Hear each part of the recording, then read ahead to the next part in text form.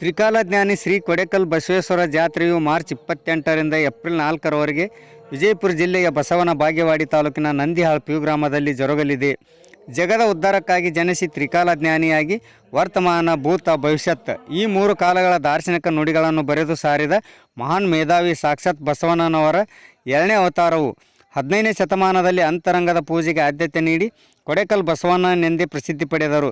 28/3/2025ರಂದು ಬೆಳಗ್ಗೆ ಕೊಡೆಕಲ್ ಬಸವೇಶ್ವರ ಪಲ್ಲಕ್ಕಿಯು ಆಲ್ಮಟ್ಟಿ ಹತ್ತಿರ ಕೃಷ್ಣಾ ನದಿಗೆ ಗಂಗಾ ಸ್ನಾನಕ್ಕೆ ತೆರಳುವುದು. 29/3/2025ರಂದು ಯುಗಾದಿ ಅಮಾವಾಸ್ಯೆ ದಿವಸ ಕೃಷ್ಣಾ ನದಿಯ ದಡದಲ್ಲಿ ಗಂಗಾ ಸ್ಥಳ ಮುಗಿಸಿ ಪೂಜೆ ಮಂಗಳಾರತಿ ಸಂಗಯ್ಯ ಶ್ರೀಗಳಿಂದ ಜರುಗುವುದು. ದಿನಾಂಕ 30/3/2025ರಂದು ನಂದಿಹಾಳ್ ಪಿಯು ಗ್ರಾಮಕ್ಕೆ ಪಲ್ಲಕ್ಕಿ ಹಾಗೂ ಶ್ರೀಗಳಿಗೆ ಗ್ರಾಮದ ಭಕ್ತರಿಂದ ಅದ್ದೂರಿಯಾಗಿ ಸ್ವಾಗತ ಮಾಡಿಕೊಳ್ಳಲಾಗುವುದು. ನಂತರ ಭಕ್ತರು ಕೃಷ್ಣಾ ಜಲದಿಂದ ದೇವಾಲಯವನ್ನು ಶುಚಿರ್ಭೂತಗೊಳಿಸುವರು ಹಾಗೂ ಕರ್ತೃ ಗದ್ದುಗೆಗೆ ಮತ್ತು ವಚನದ ಪೆಟ್ಟಿಗೆಗೆ ಗಂಧ ಅಭಿಷೇಕ ವಿಶೇಷ ಪೂಜೆ ಜರುಗುವುದು. ದಿನಾಂಕ 3/4/2025ರಂದು ಬೆಳಗ್ಗೆಯಿಂದ ಹಾಡ್ಕಿ ಕಾರ್ಯಕ್ರಮ ನಡೆಯುವುದು.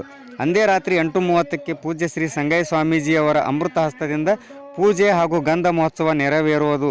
ರಾತ್ರಿ 10:30ಕ್ಕೆ ಗ್ರಾಮದ ಯುವ ಕಲಾವಿದರಿಂದ ದೇವರು ಕೊಟ್ಟ ತಂಗಿ ಸಾಮಾಜಿಕ ನಾಟಕ ಪ್ರದರ್ಶನಗೊಳ್ಳಲಿದೆ.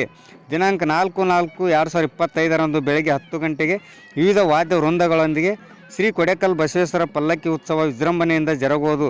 ಸಾಯಂಕಾಲ 3:30ಕ್ಕೆ ಭಾರ ಎತ್ತುವ ಕಾರ್ಯಕ್ರಮ, ಸಂಜೆ ರಸಮಂಜರಿ ಕಾರ್ಯಕ್ರಮ ನಡೆಯುವುದು.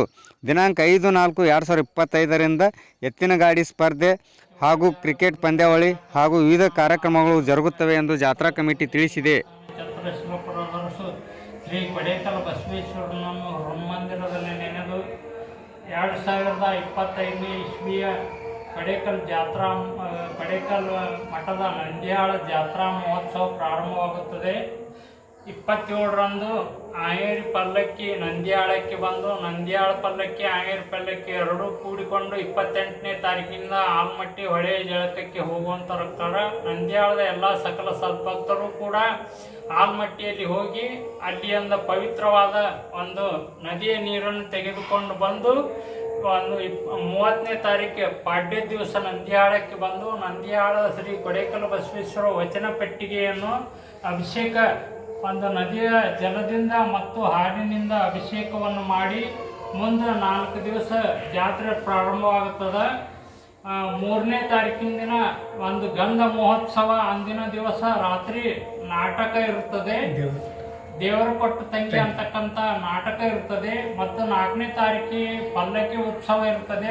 ಅದಕ್ಕಾಗಿ ಎಲ್ಲ ಕೊಡೆಕಲ್ ಸದ್ಭಕ್ತರು ಕೂಡ ಅದನ್ನು ಎಲ್ಲರೂ ಒಂದು ಶರಣು ಕಾಟ್ಕರು ತಮ್ಮ ಒಂದು ಇದರಲ್ಲಿ ಸಮಯ ಟಿವಿಯಲ್ಲಿ ಬಿಟ್ಟಿರ್ತಾರೆ. ಅದನ್ನು ನೋಡಿಕೊಂಡು ಸರಿಯಾದ ಸಮಯಕ್ಕೆ ಎಲ್ಲ ಸದ್ಭಕ್ತರು ಒಂದು ನಂದಿಹಾಳ ಪಲ್ಲಕ್ಕಿ ಉತ್ಸವಕ್ಕೆ ಬರಬೇಕಾಗಿ ವಿನಂತಿ.